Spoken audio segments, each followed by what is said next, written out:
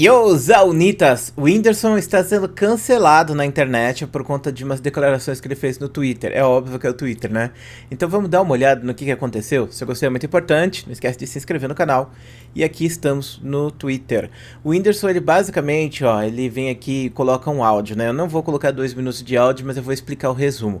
Ele basicamente reclamou das pessoas estarem falando, né, que o preço da maquiagem que a Virgínia compra é mais caro do que o preço que a maquiagem que a Rihanna compra. Então as pessoas estavam criticando a Virgínia, falando mal dela, falando que ela ostenta e coisa do tipo, que é um absurdo que a Rihanna, uma superstar, ela gaste menos com rímel do que a Virgínia, né?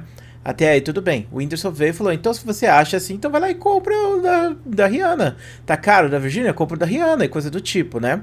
E aí as pessoas começaram a criticar o Whindersson Nunes por causa dessa postura dele. E aí veio essa moça e falou o seguinte: Whindersson, eu acho que te falta um amigo comunista para te dar uma visão sobre o sistema. E tu tem tudo para abraçar o coletivo. Até aqui tudo bem, né? E aí depois o que acontece é, ele vem aqui e fala: explique o sistema para quem veio da roça e ele vai te mostrar como não conhece, como você não conhece o sistema. E aí vem aqui o Gustavo Nassar, que no caso ele tá bem famoso agora, o Gustavo Nassar, né? Ele tem feito uns vídeos aí no YouTube, ele tem crescido bastante e tá surgindo uma bolha comunista agora, né? De influencers. Isso é bem interessante ver como está evoluindo, né? Essa ideia de criação de conteúdo entre a galera da esquerda também, como eles estão tendo sucesso, um pouco na pegada do Casemiro, talvez, né? Eles estão seguindo um passo um pouco diferente que os bolsonaristas utilizaram para ficar famosos, né? E aí o Gustavo Nassar falou o seguinte: ó, Whindersson, a experiência é fundamental para construir conhecimento sobre determinados temas, mas não o suficiente para definir um sistema e todas as suas variáveis e complexidades.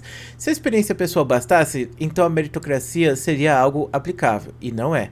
Aí você deve estar se perguntando, né? Acabou a discussão aqui, tá tudo de boa. O Whindersson deu a opinião dele, a menina falou um negócio e ele simplesmente rebateu, porque ela falou: ah, você tá falando aí do preço das coisas que são absurdamente caras, que são utilizadas pela burguesia, e você deveria estudar um pouco mais sobre isso para você entender como funciona essa parada, né? Para você talvez ver quão errado é as pessoas pagarem, sei lá, um valor absurdo por uma coisa tão básica quanto uma maquiagem.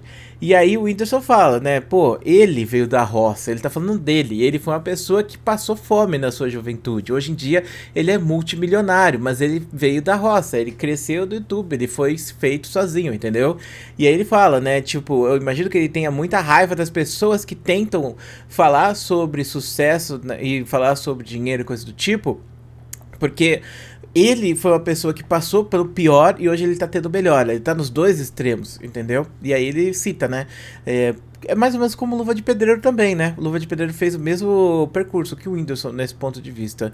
E aí as pessoas vêm, tentam julgar a sua trajetória, falar sobre o que você faz, como se você não tivesse conhecimento das coisas, mas é aquilo. É uma bolha, né? Tipo, essa galera que tem esse pensamento, principalmente de Twitter, não tô nem falando do comunismo, tá? Tô falando do Twitter especificamente, porque tem Twitter de direita também. Essa galera vive dentro de uma bolha, onde essa bolha tá sempre julgando as outras pessoas, mas essas pessoas já nasceram, tipo, com o celular na mão, entendeu? Elas já nasceram ali naquele ambiente, elas vivem assim. Então são pessoas que geralmente não precisam se preocupar com trabalho e outras coisas mais. E o Whindersson, por outro lado, teve que se preocupar muito. Então, pra ele é uma coisa que ofende demais ele falar que ele não sabe como funcionam as coisas. Porque, como eu disse, ele viveu os dois extremos do sistema, né? E aí o Gustavo Nassar fez essa mensagem e o Whindersson surtou com ele. Surtou mesmo, sem meme. Aonde ele pega e fala assim: eu tenho 150 funcionários. Eu não acredito em meritocracia. A maior parte são os meus amigos. É verdade, no Brasil não existe meritocracia. Ou a meritocracia do Brasil é quão amigo de alguém poderoso você pode ser.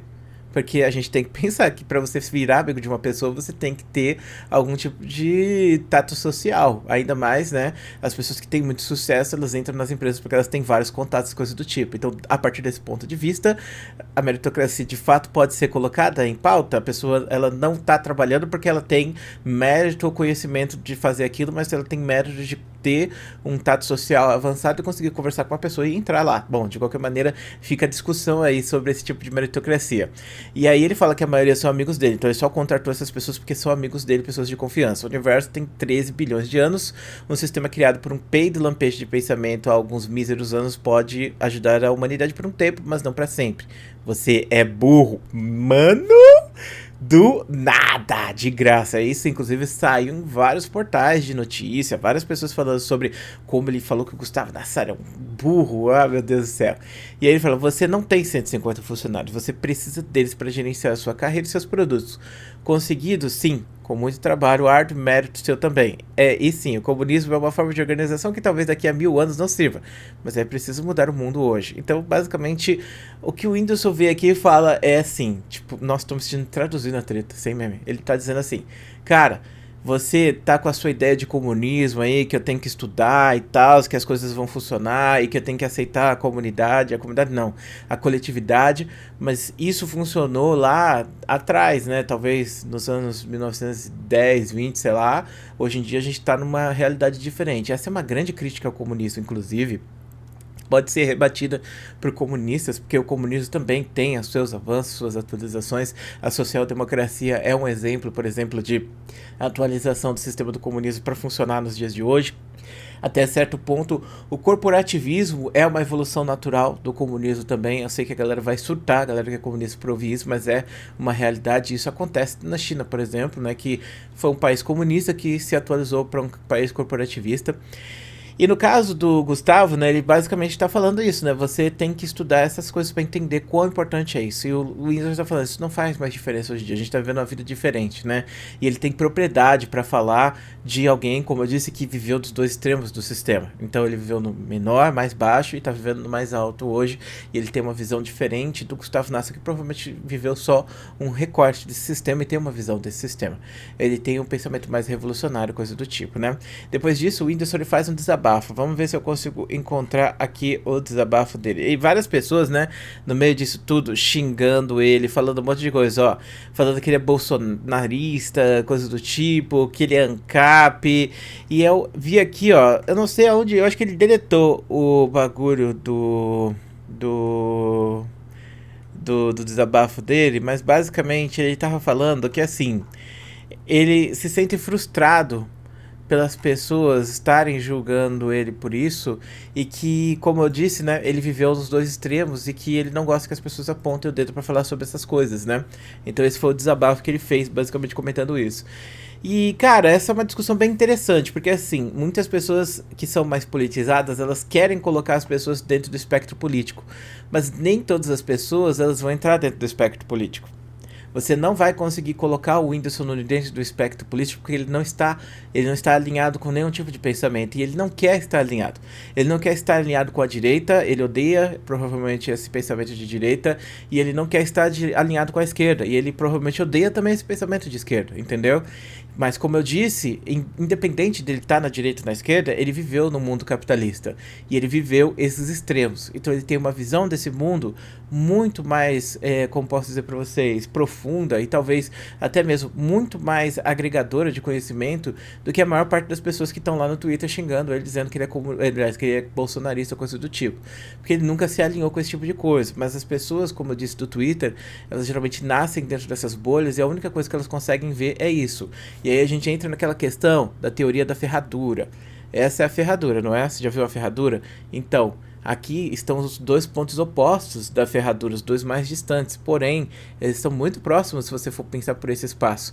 Então a direita e a esquerda, elas agem por meio de mesmas coisas, os mesmos cancelamentos, as mesmas discussões e os mesmos ideais também. A diferença é que, tipo, um quer resolver de uma forma, outro quer resolver de outra. E o extremismo é exatamente a mesma coisa. Então, a partir do momento que você tem esse lado extremista e uma pessoa não aceita esse negócio, principalmente o Whindersson, que era mais colocado à esquerda, para muitas pessoas está sendo uma grande decepção ver ele tendo esse tipo de discurso de não querer se posicionar, visto que quando você não se posiciona junto com os extremistas, você automaticamente é colocado como extremista do outro lado, porque para o extremista, tipo, vamos imaginar que isso é uma barra, entendeu, de extremo, aqui no meio, ó, separa, aí aqui tá a esquerda e aqui tá a direita, pro extremista aqui, a partir daqui, ó, já é, ó, tá vendo? Já é tudo extremista de... No caso, do seu ponto de vista, vai ser de esquerda, né? Essa mão aqui, minha é a direita, mas pra você vai estar vendo... Enfim, é complicado. Mano, nossa, essa mão aqui é a esquerda pra mim, e pra você é a direita, essa daqui pra mim é a direita, essa é a esquerda. Mas você entendeu, né? Então, pro extremista, a partir daqui, todo mundo já é extrema esquerda, extrema direita. Então, esse tipo de discurso com influencers é muito comum. A Nilce já foi cancelada por isso. O Castanhari já foi cancelado por isso, sendo que os dois são considerados influencers de esquerda. E, tipo assim, eles não se posicionam oficialmente, mas eles são progressistas, eles são mais alinhados com os ideais de esquerda. Mas é aquilo, por você não querer se posicionar, por você querer ser apolítico, você automaticamente, né, é colocado em qualquer lugar. Você vira basicamente o cara de Schrödinger, que é aquilo. Você é tanto vivo e morto ao mesmo tempo para esse grupo de pessoas. E essas pessoas que estão nessas lutas radicais e tal, elas tendem a querer muito que esses caras famosos eles entrem nas suas brigas, entendeu?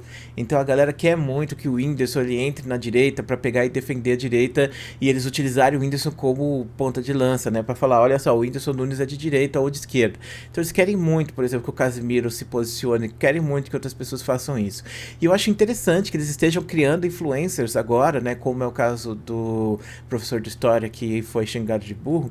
E inclusive eu também sou professor de história, né? Salve. E é interessante você pensar que esse cara, ele tá sendo, tipo, um influencer agora novo, tem muitos outros subindo aí também com influência de esquerda, e eles estão seguindo um caminho diferente do caminho, por exemplo, que a direita utilizou para chegar, tipo, ao topo, né? E esse caminho talvez seja até mais interessante, porque é um caminho mais focado em entretenimento, né? Não em radicalização. Mas mesmo assim, tipo, eu achei interessante ver como a internet se refaz, né? A gente tá vendo agora, tipo, uma baixa geral da direita, né? A direita meio que tá morrendo por conta das últimas coisas que aconteceram. E a esquerda tá começando a subir de novo, né? E muitas pessoas que estão na direita hoje são extremistas, amanhã vão estar na esquerda sendo extremistas também. Porque, como eu disse, os meios são os mesmos. Então, o que vai mudar é simplesmente o que justifica o pensamento político dessa pessoa. A pessoa já tá extremizada e não importa o lado dela. Um exemplo de pessoa extremizada que fez essa transição foi a Sarah Winter. Ela tava na esquerda, ela era super extrema, e aí ela foi pra direita e virou super extrema. E daqui a pouco ela vai também pra esquerda de novo, entendeu? Então, faz parte da personalidade da pessoa, diz muito mais respeito ao indivíduo do que diz respeito à questão política especificamente, né? Mas enfim, muito obrigado por assistir esse vídeo, um grande beijo, a gente se vê depois.